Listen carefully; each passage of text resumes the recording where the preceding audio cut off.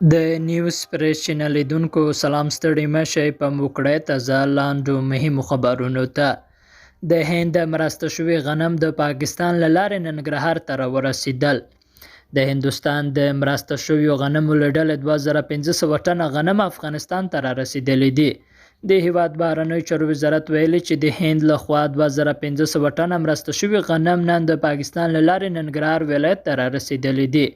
هند له افغانستان سره 50,000 ټنه غنم مرسته کړې چې لومړنۍ جوپه یې نن افغانستان ته رارسېدلې ده او نور به په نږدې راتلونکي کې کابل ته راورسیږي.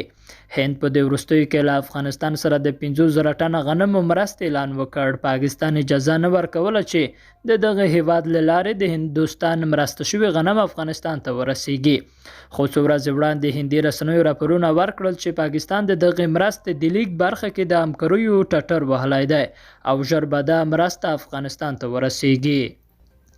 او میډل ایسټ وایي داسې ښکاري چې بایډن له افغانانو سره ژوره دښمني لري. د افغانستان په اړه د بایډن غیر قانوني اقدامات ښیي چې هغه د افغانستان له خلکو سره ژوره دښمني لري.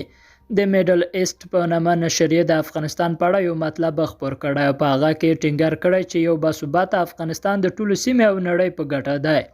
د مطلب لیکوال وایي د امریکا او نړۍ مسؤلیت دی چې په افغانستان کې د دایمي ثبات لپاره لاس پکار شي او د دغه هیواد د خلکو کنګل شوې شتمنۍ ازاده کړي.